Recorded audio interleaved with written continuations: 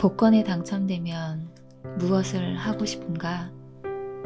만약 여러분에게 갑자기 큰 부가 찾아온다면 여러분은 어떻게 행동하게 될지 상상해 보신 적 있으신가요? 이 책의 주인공인 에이스케는 직장인에서 큰 결심을 하고 가게를 내게 됩니다.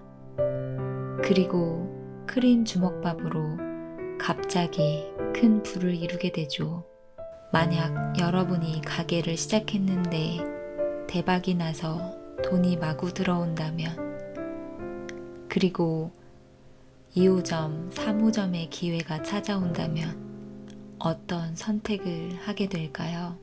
이 책은 그러한 선택에 있어 부자의 길과 빈자의 길은 돈을 다룰 줄 아는 능력의 차이에 있다고 설명하고 있습니다.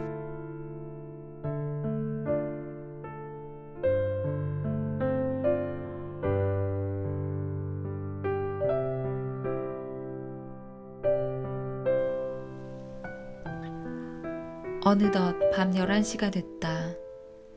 잠자코 내 이야기를 듣고 있던 노인이 물었다. 자네가 저지른 잘못이 뭔지 알겠나?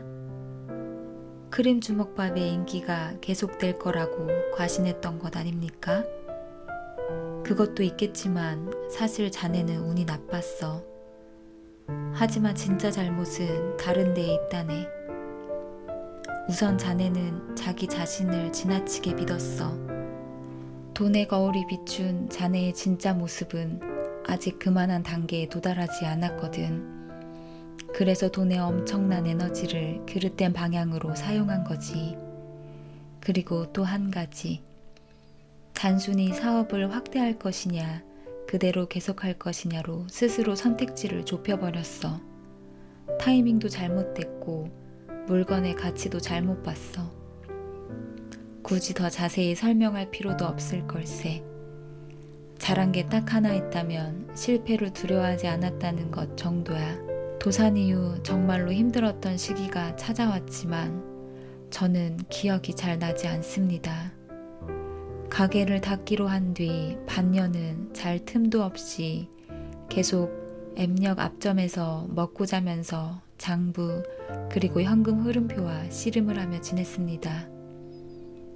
가게 일 외에 유일하게 기억하는 건 아내가 집을 나갔다는 것입니다. 그리고 좋지 않은 일은 한꺼번에 몰려온다는 말을 증명이라도 하듯이 딸의 상태가 그 무렵 급격히 악화됐고요. 베이카구의 사정이 나빠지면서 아내와의 다툼은 끊이지 않았습니다. 당연한 일이었죠. 저는 약속을 저버리고 대출을 받았고 게다가 사업이 위기에 빠지면서 매달 줄타기와 같은 상황을 반복하고 있었으니까요. 아이코는 마침내 입원했습니다. 역시나 상태가 좋지 않았던 겁니다. 그래도 저는 매일같이 일에 쫓기고 있었습니다. 매일, 내일은 꼭 딸의 병원에 갈 거야 라고 결심했지만 막상 하루가 끝날 무렵에는 녹초가 됐고 딸에게 아무것도 해주지 못하는 날이 계속됐죠. 그러던 어느 날 아내가 앱역 앞 매장으로 찾아왔습니다. 2년 반 동안 처음 있는 일이었죠. 우리 이제 헤어져. 아내의 손에는 이혼 서류가 들려 있었습니다. 저는 아내에게 더 이상 반론할 기운조차 없었습니다. 그래서 그녀의 요구대로 이혼 서류에 도장을 찍었죠. 그때는 그것이 아내와 딸을 위한 일이라고 생각했습니다. 돈은 자네를 비추는 거울이라고 했어.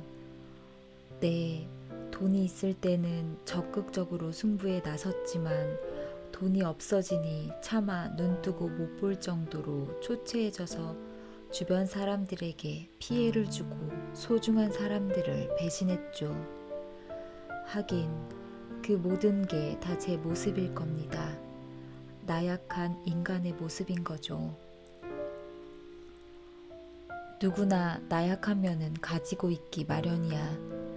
하지만 돈이 없어도 웃으며 지내는 사람도 있어. 주변 사람들을 소중히 여기는 사람도 있고. 내가 말하고 싶은 건 돈은 인생을 결정하는 한 가지 요소에 불과하다는 걸세. 다만 한 가지, 주위에서 다루지 않으면 돈은 인생을 엉망으로 만들지. 어르신은 대체 누구십니까? 이제 그만 알려주셔도 되지 않습니까? 그럼 마지막으로 묻겠네. 자네는 아까 아내와 헤어지는 일이 아내와 딸 두 사람을 위한 거라고 했어. 혹시 그 말이 진심인가? 그럴 리가 있겠습니까? 내 목소리는 온 거리에 울려 퍼졌다. 나의 외침은 사람들이 없는 광장에서 한없이 맴돌다 허공으로 사라져버렸다. 왜 나는 그처럼 멍청했던 걸까? 그 이후로 하루도 후회하지 않은 날이 없었다. 솔직히 말해 이혼 서류에 도장을 찍은 것은 아내와 딸을 위해서였다. 아이코의 치료를 위해 모은 돈을 파산하는 데 써버리는 일만큼은 무슨 일이 있어도 절대 피해야 했기 때문이다. 다행히 아내는 아직 젊으니 새로운 남편을 맞을 수도 있을 것이다. 그러면 아이코에게는 새 아빠가 생기는 셈이지만 장사가 모두 순조로웠을 때는 나라는 존재가 근사하게 느껴졌고 나에게 재능이 있다고까지 믿었다. 그리고 주변 사람들이 모두 어리석어 보였다. 하지만 정말 멍청한 사람은 바로 나 자신이었던 것이다. 어르신도 제 이야기를 듣고 제가 정말 멍청하다고 여기시죠? 자네가 돈에 휘둘려 모든 걸 이루려 하는 건 정말 멍청해 보이지. 무슨 말을 하고 싶으신 겁니까? 너무 자책하지 말게. 고작해야 돈이야.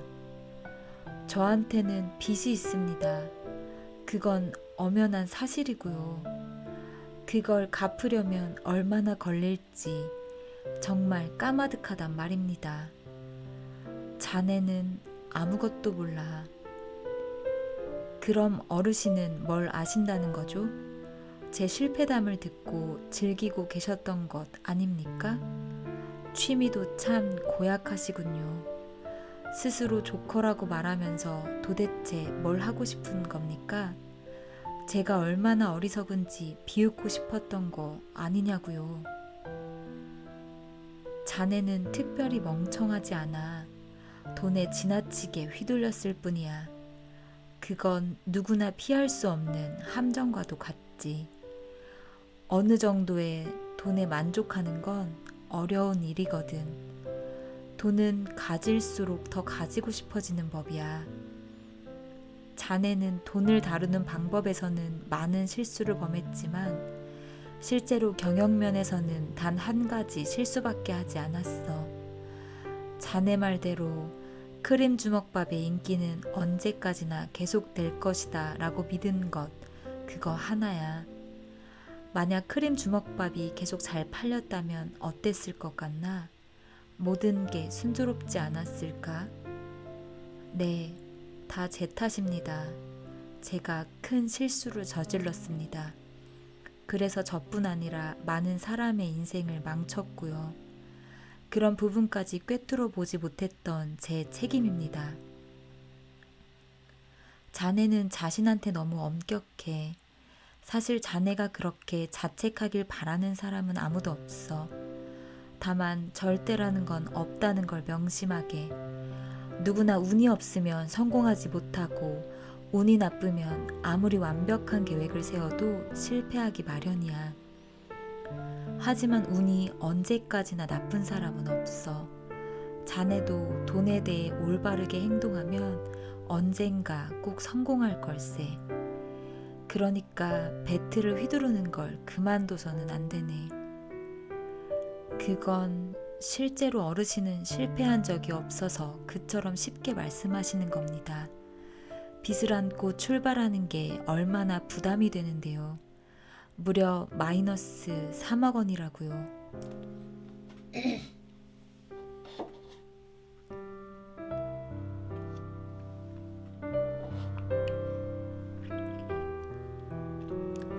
하지만 자신의 소중한 것과 교환하는 데에는 아주 적은 금액이지. 암만 그렇게 말씀하셔도 1년 전만 해도 자네에게 그 금액은 별로 어렵지 않게 모을 수 있는 돈이었을 걸세. 그때의 자네와 지금의 자네는 외관상으로는 별로 달라진 것도 없을 거야. 바뀐 건 사고방식이지. 자네는 섣불리 더 많은 돈을 얻으려다 평정심을 잃고 실패했어. 그리고 돈을 잃고 나서도 계속 평정심을 잃고 있어. 그렇다면 저는 그저 두 주먹밥 가게로 만족해야 했던 겁니까? 아니, 그보다 훨씬 전으로 돌아가서 은행원으로 있었던 게 더 나았던 겁니까? 아무도 만약의 세계는 알 수 없어. 하지만 돈에 관한 경험은 돈을 다뤄봐야만 쌓이는 거야. 자네는 그 경험을 이미 얻지 않았나. 은행원처럼 남의 돈이 아닌 자신의 돈을 다루는 경험 말이야. 경험은 돈이 안 되지 않습니까? 그건 어떻게 받아들이냐에 달렸지. 자네는 판단을 잘못했다고 했지만 그 경험은 자네가 장차 판단을 내릴 때 반드시 도움이 될 거야. 1억 원을 토대로 판단을 내렸던 경험은 1억 원의 그릇이 되어서 자네 속에 남게 되거든. 그럼 다음에 10억 원이 수중에 들어오면 어떻게 하겠나?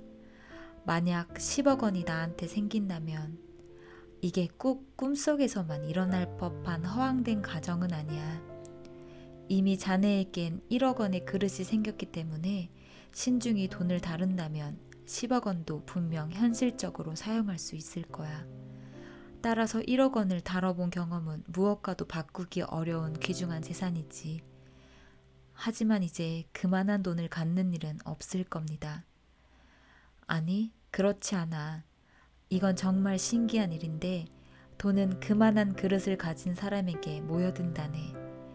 10억 원의 그릇을 가진 사람에게는 10억 원, 1억 원의 그릇을 가진 사람에게는 1억 원이 모이게 돼.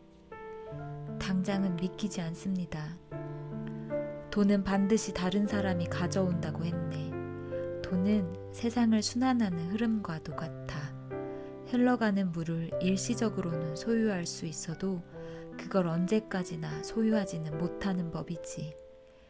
그래서 부자라는 인종은 돈을 반드시 누군가에게 맡기거나 빌려주거나 투자하려고 들어.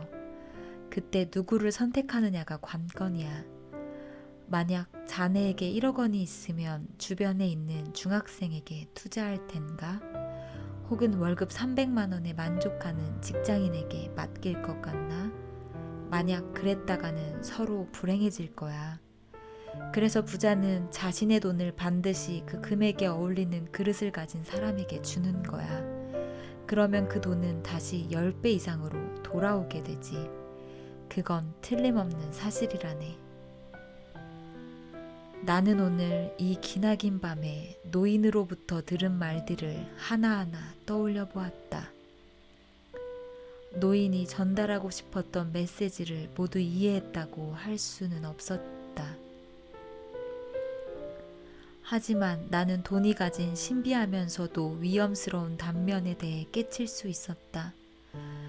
왠지 이 노인에게 돈에 대해 조금 더 배울 수 있다면 이 모든 것을 다 연결해서 생각할 수 있을 것만 같았다. 그때 노인이 천천히 입을 열었다. 자네에게 딸이 하나 있다고 했던 것 같은데 이름은 아이코라고 했나? 네, 지금 큰 병원에 입원해 있습니다. 입원한 지 꽤 됐을 겁니다. 하지만 저는 딸에게 해줄 수 있는 게 아무것도 없습니다. 돈이 있으면 해줄 수 있는 게 많을 텐데 지금 저는 병원에 찾아가지도 못합니다. 본래 이혼을 한 것도 금전적 지원을 못 해줄 바에는 차라리 모자 가정으로 있는 편이 지원받기 더 수월할 거라 판단했기 때문입니다. 자네는 언제까지 돈에 지배당할 셈인가? 하지만 이제와 무슨 낯짝으로 만나겠습니까? 돈도 주지 않는 아빠가 무슨. 아직도 어리석은 소리만 하는군. 자네는 진짜 바보가 될 셈인가? 노인의 목소리가 광장에 울려 퍼졌다. 그동안 온화하게 이야기하던 목소리와 달리 박력 있는 저음으로 내뱉은 음성이 내 마음을 뒤흔들었다.